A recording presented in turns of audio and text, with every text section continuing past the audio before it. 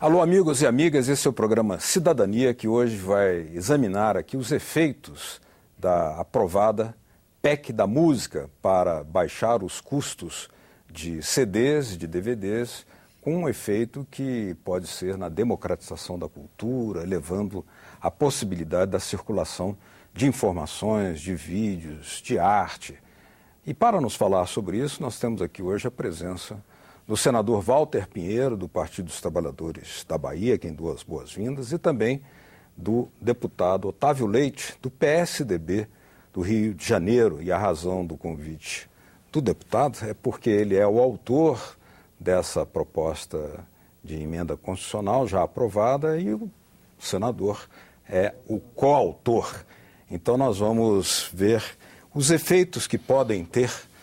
Primeiro, nesse paralelo que é sempre necessário fazer, nós estamos num momento, senador, de ampla digitalização da vida, né? Cartão de crédito, passagem aérea, trânsito e música também, música e DVD, imagem também. Nesse sentido, qual é o efeito que essa PEC que foi aprovada vai ter nesse campo agora? Bom, primeiro eu quero dizer, sim, da oportunidade. Nós até tentamos fazer a promulgação no dia 1º de outubro, porque dia 1º de outubro é o dia da música, viu, Otávio? Então, assim, foi até uma insistência que eu fiz com o Renan lá por isso.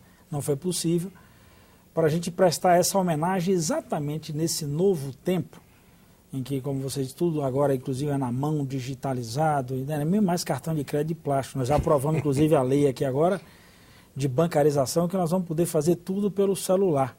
Então, ao invés do cartão de crédito, você vai fazer agora, o celular é o cartão de crédito, ele é o que transmite, ele é o que baixa a música, ele é o que fala, ele é o que tira a foto. Então, ele agora é multifunção. Então, portanto, esse debate é importante para a gente entender, por exemplo, como é que você combate pirataria nessa área. Então, o estabelecimento de uma espécie de subsídio, de redução dos custos, é para você, inclusive, criar um ambiente para que a produção cultural no Brasil, e nesse particular aí, por isso que a gente batizou da música, para que a música continue chegando, mesmo nesse novo tempo de música baixada, mas que principalmente quem produz, quem executa lá a beleza dessa arte que chega aos nossos ouvidos e sacode o nosso corpo, possa inclusive ter ganhos.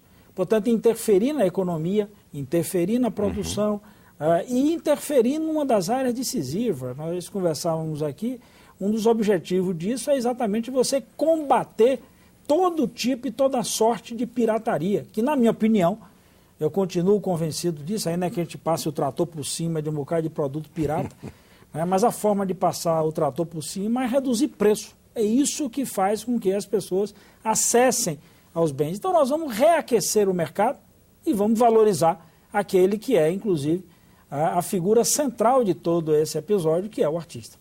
Deputado, quando o senhor imaginou essa PEC, da qual o senhor é autor, lá em 2007, né? E o senhor viu uma série de obstáculos ao processo de democratização da cultura, de circulação, a indústria fonográfica, uma crise muito acentuada nos últimos anos, resultado do processo de digitalização. Mas qual era o cenário que o senhor trabalhava e o resultado final que o senhor vê hoje, depois inclusive da coautoria antes era deputado, né, agora senador Walter Pinheiro, para o resultado que foi aprovado agora, da PEC da música? Lá se vão 6 anos de luta, desde o instante que a proposta foi apresentada, até esse momento, que é um momento que vem em boa hora, 25 anos da Constituição, será a 75ª emenda que nós estaremos introduzindo na Lei Maior do Brasil. Eu tive cuidado, naquele instante inicial, de convidar alguns parlamentares com dedicação à causa da informática, homens que têm, enfim, uma estrada de compromisso social, para que se juntasse a uma bandeira que estava acima de um partido político. Eu, embora seja de um partido, há outros coautores de outros partidos. E o deputado e hoje senador Walter Pinheiro, foi um dos primeiros que assinaram a proposta como coautor. Nós trabalhamos durante 3 anos a 4 na Câmara em infinitas discussões.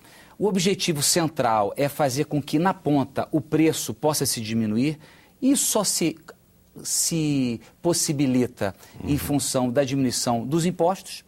Há uma cadeia produtiva que começa desde o instante da criação, da lapidação do fonograma, música, no estúdio, contratando insumos, contratando masterização, mixagem e alguns ingredientes para que ela possa ser lapidada. Depois ela é enviada para Manaus para ser prensada.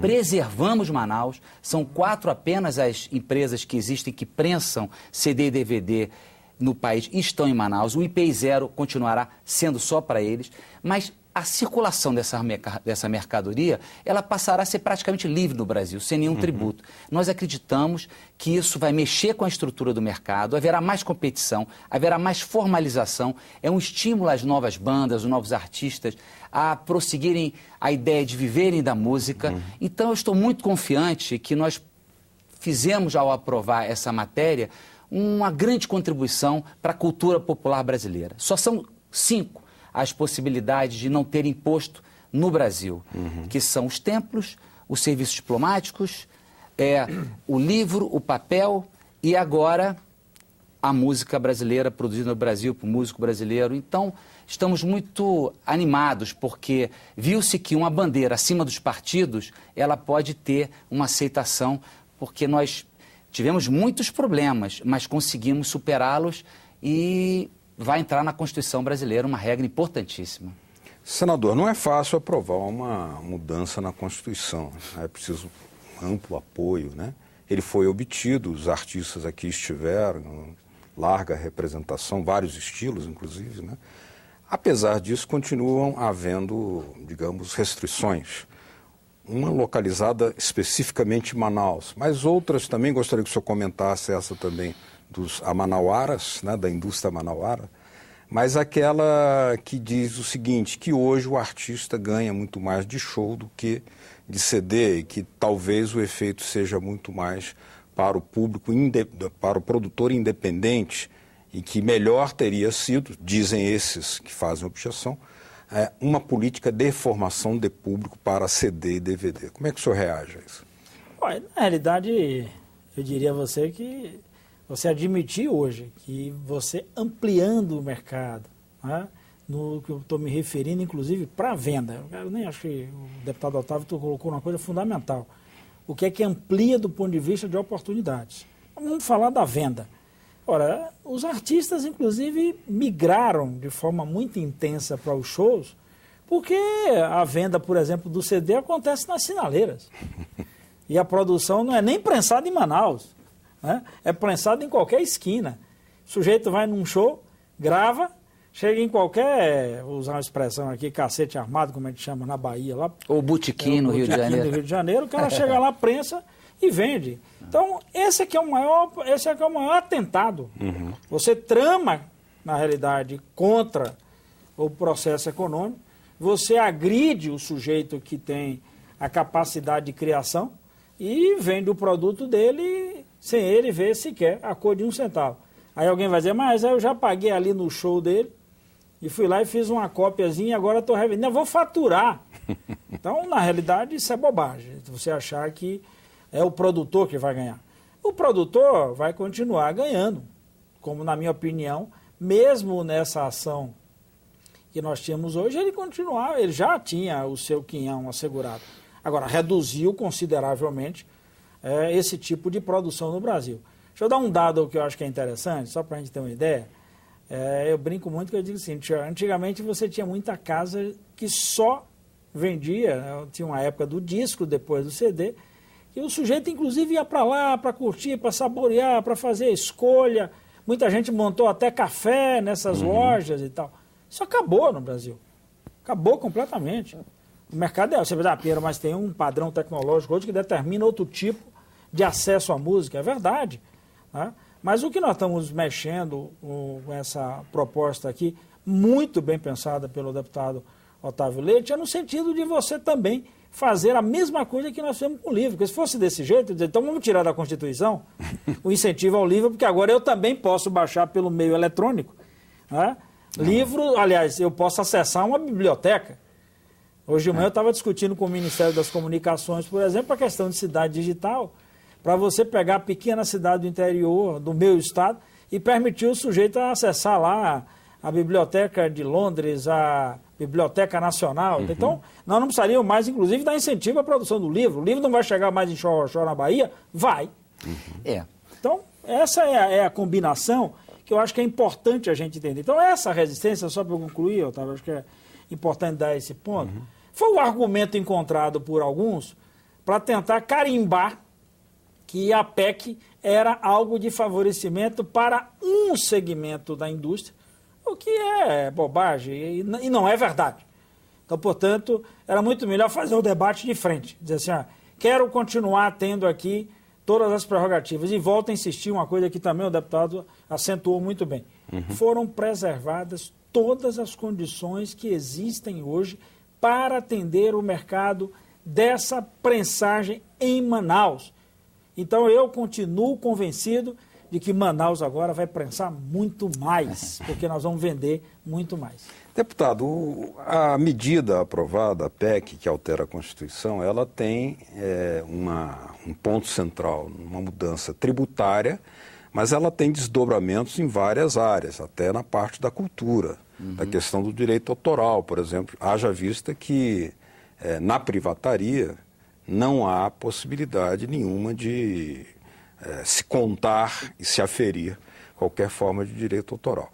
Mas há argumentos que eu gostaria que o senhor contestasse, porque contestam e questionam a PEC da sua autoria, que é o seguinte: quando o problema é tributário, se há a isenção de tributos, são vários tributos que se ficam isentos, aí provoca o desinteresse da autoridade tributária, porque já não há mais como, se não há oferição de tributos, não há mais interesse na fiscalização, portanto, o efeito seria, um efeito anularia o outro. Como é que o senhor reage? Esse argumento algumas vezes foi suscitado e ele não procede por uma razão muito simples. Essa imunidade atinge os impostos, mas algumas outras contribuições vão continuar sendo cobradas, como a COFINS. Então, o acesso do fisco a identificar procedimentos e etc., prosseguirá sem problema nenhum. O fundamental é que nós vamos possibilitar as pessoas comprarem mais barato. Essa cadeia, ela tem que cumprir o benefício que, a cadeia produtiva, ela tem que cumprir o benefício que o Congresso ofereceu. Há dois caminhos para se ouvir música. E música é tão importante que merece essa estatura de estar no texto constitucional. Então, no primeiro campo, o campo físico, né, o CD e o DVD. Lembramos sempre que também os clipes, os videoclipes também estão beneficiados, que é uma indústria formidável brasileira, de alta qualidade e que emprega muita gente e que poderá produzir algo mais barato agora. Então, nós temos o meio físico, CD e DVD. Muito bem, já foi bem trabalhado aqui. Nós já falamos que há uma série de tributos que vão cair. Muito bem. Por outro lado, a música é veiculada no campo digital, esse mundo novo que você salientou. Vivemos o físico, mas vivemos o mundo digital que veio para ficar. Como disse o senador Walter Pinheiro, o telefone, tudo converge para o telefone. Se hoje eu quero adquirir de uma telefônica uma música de um artista qualquer para ser um ringtone, para eu ouvir quando você me ligar, por exemplo, vou pagar R$5. 35% desses R$5 são impostos, vão cair, o que vai permitir baratear, mais oferta de músicos poderão ser oferecidas para os clientes da telefonia. Isso é um ponto importantíssimo. Agora, vamos para a web, vamos para a internet. Uma banda que acaba de ser criada, ela monta o seu elenco de canções e quer vender diretamente, ela vende. E aí não vai incidir nenhum tributo, que hoje incidiria o imposto sobre circulação de mercadoria. Agora, essa banda tem uma renda. Ela vende um produto, mas tem uma renda. Aí é uma outra história. É uma outra história. Ela paga o imposto de renda dela pelo que ela oferiu. Mas o que ela vendeu foi mais barato. E foi mais barato beneficiando quem? O consumidor, que vai poder consumir mais música brasileira, que é o objetivo final. Então, seja pelo viés físico, seja pelo viés digital, a PEC, ela incorpora todas essas possibilidades. E ela vem num tempo em que as pessoas acham, e aí respondendo a você finalmente, que sair baixando na internet de forma gratuita é o correto. Isso é cultural, tem que as novas gerações serem alertadas. Porque atrás de uma música, ou antes de uma música, muitas pessoas trabalharam para que ela acontecesse. E hoje muitas pessoas vivem dela. Então os artistas, num segundo momento, certamente vão trabalhar um pouco mais isso, na conscientização. Olha, gente, compre do meu site, é muito mais barato. Você pode ali, enfim, ter a qualidade preservada, porque a pirataria existe em todos os campos. Em geral, a pirataria é aquela coisa péssima, perversa. E você está, ao mesmo tempo, tá pagando por algo que gera o emprego de muitas e muitas pessoas. Senador, eu pediria uma reflexão do senhor acerca do seguinte. É uma isenção de vários impostos, não de todos, algumas contribuições continuam, né? Portanto, essa isenção de impostos aparentemente seria desregulamentação, mas não é também, porque ganhou estatura constitucional. Nesse sentido, é até mais regulamentação.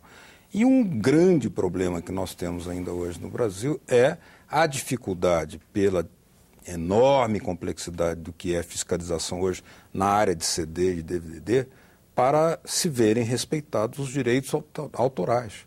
Sobretudo que as pessoas possam efetivamente receberem por tudo aquilo de suas obras que circulam. Seja uma música, uma trilha sonora num filme, seja o compositor, seja o intérprete. É uma cadeia, um grupo. Lógico.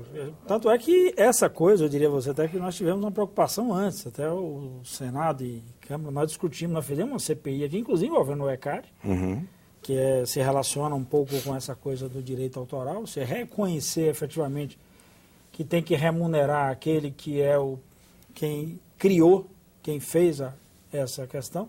E outra que a gente também precisa entender, que o poder público tem uma tarefa fundamental nessa fiscalização.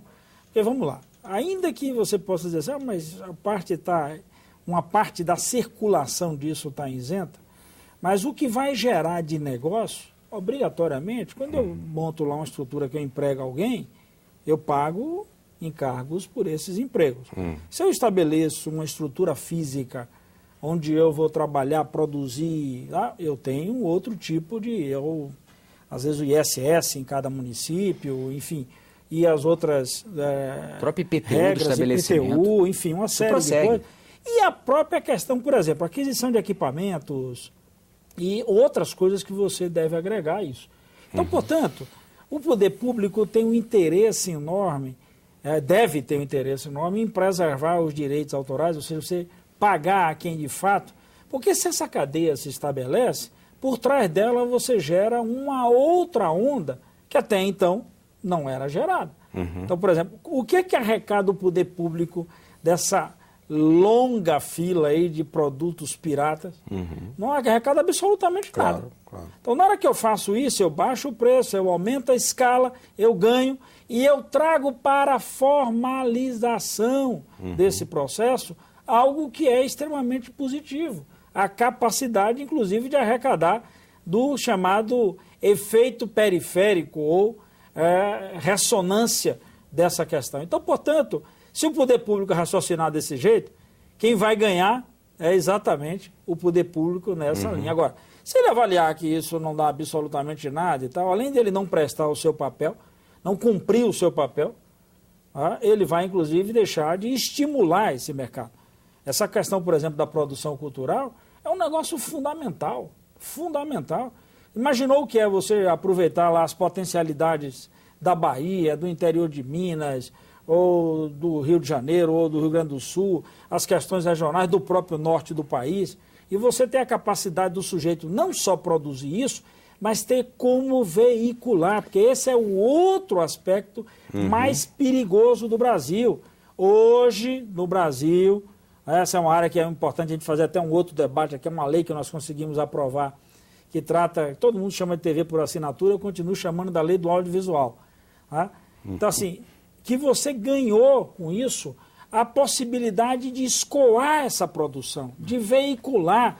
Então, imagine, eu quero insistir aqui no exemplo que foi dado por Otávio, uma banda que nasceu numa garagem, se ela não tiver a sorte de cair na mão de um apresentador desse que faz esse programa dia de domingo, tá? Se não for amigo de alguém que leve para lá, ou se esse alguém que é o grande que consegue fazer aí a veiculação, essa garagem, meu amigo, daqui um dia não vai ter nem a Brasília Véia, que foi lá do Mamonas Assassina.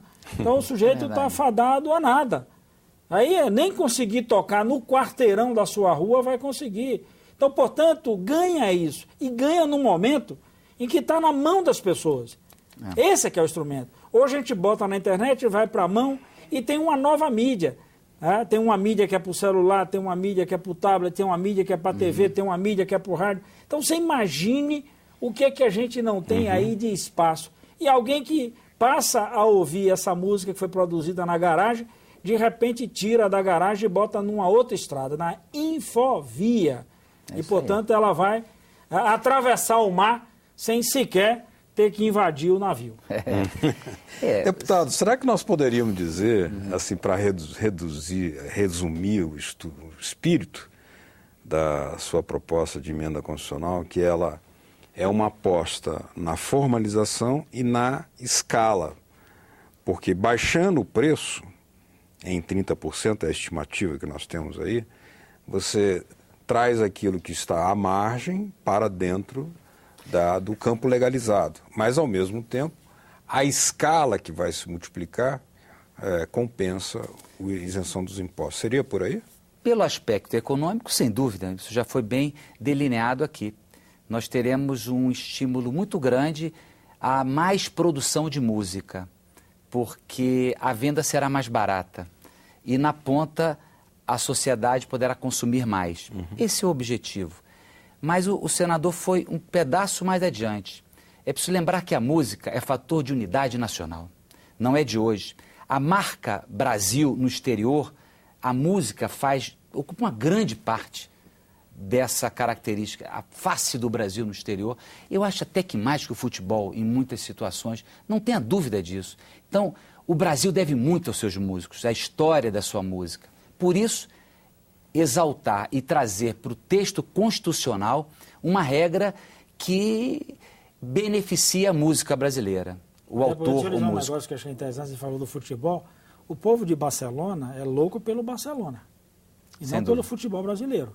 Sem dúvida. O deus do futebol lá é o Barcelona. Certo. Mas o deus da música lá é Carlinhos Brau. Olha aí. E Daniela Mercury também.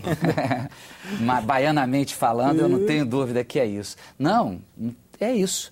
Eu tenho certeza que essa decisão que o Congresso tomou, primeiro, é de valorização de algo que não tem valor.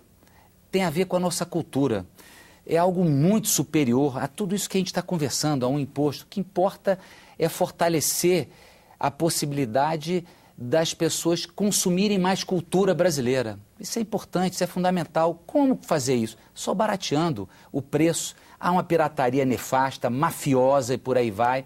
E quem sabe a gente vai poder ter, pela primeira vez na história do Brasil, um instrumento concreto, independente do aspecto policial que a pirataria requer, de ação do Estado, etc. Mas você vai ter uma iniciativa de mercado. Olha, comprem o CD na hora do Natal, vai ser um pouco mais caro que a pirataria, mas vai ser muito melhor, vai ser de qualidade, enfim, e formalmente gerando empregos e por aí vai. Isso é que importa, a música brasileira valorizada, a cultura nacional, que é um patrimônio nosso. É por isso que a PEC tem o seu valor. Deputado, nós estamos chegando aqui ao final do nosso programa. Eu gostaria que, como última pergunta mais curtinha, também eu vou ouvir o comentário do senador.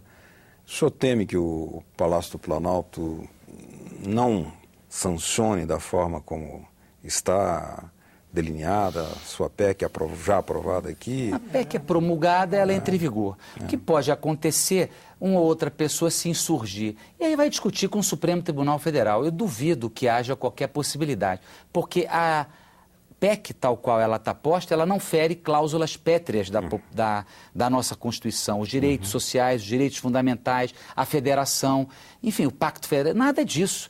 Eu acho que a PEC está tranquilamente consolidada. Nós temos que cuidar que os atores econômicos, todos respeitem esse benefício e transfiram para a ponta, para o consumidor, essa diminuição de impostos para que o preço seja mais barato. É essa a questão central. O Sua expectativa, senador, em relação a isso? Eu acho que é muito difícil você ter uma reação. Eu diria o seguinte, o Constituinte, quando fez principalmente esse capítulo da Constituição, melhor, esses artigos da Constituição, ele não botou aí, vamos chamar aqui numa linguagem de hoje, o CD, porque naquela época o CD não era a referência. Ainda estávamos ali no processo de migração do velho disco, né, para o CD. Então, portanto, ele se esqueceu. Né? O que, acho que muito em boa hora, o deputado Otávio Leite lembrou, foi que o CD, volto a dizer, é tão fácil de circular com informações quanto o papel e, portanto, a música pode também chegar às pessoas como chega o livro. Então, portanto, nós não fizemos nada que não fosse, inclusive, encaixável dentro de uma diretriz já estabelecida na Constituição. O Constituinte, lá em 88, disse, isso aqui tem que estar. O que a gente fez foi exatamente em 2007, quase 2008, né? Portanto, aprovado em 2013, foi chegar e dizer, opa, lá atrás os nossos parceiros que estavam aqui no Congresso esqueceram que estavam vindo o CD. Então, portanto, a gente só fez resgatar essa memória. Então, portanto, eu acho muito difícil que essa coisa seja tratada desse jeito. E outra que eu quero dar como exemplo para encerrar, eu quero chamar a atenção, inclusive, do setor de informática. Nós fizemos isso no Brasil como forma de combater a pirataria. Foi baixando o preço.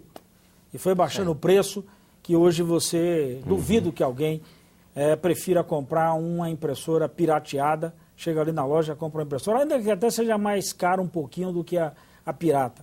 Né? Alguém vai comprar computador pirata? Ninguém compra mais.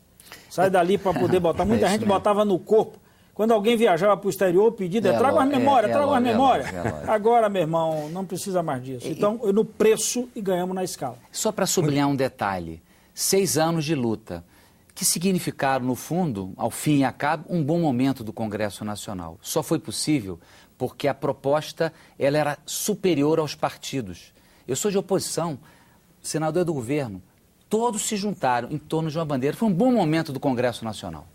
Muito bem, nós estamos chegando ao final do programa Cidadania por hoje, que examinou aqui os efeitos da PEC da música aprovada aqui no Congresso. Queria agradecer muito a presença aqui do deputado Otávio Leite, do PSDB do Rio de Janeiro, e também do senador Walter Pinheiro, do Partido dos Trabalhadores da Bahia. Muito obrigado a ambos, muito obrigado a vocês de casa. Caso queiram nos mandar suas impressões, suas dicas, suas críticas, você pode usar o 0800 612211 ou usar esse endereço que está aí na sua telinha, www.senado.leg.br/TV. Obrigado mesmo pela sua audiência.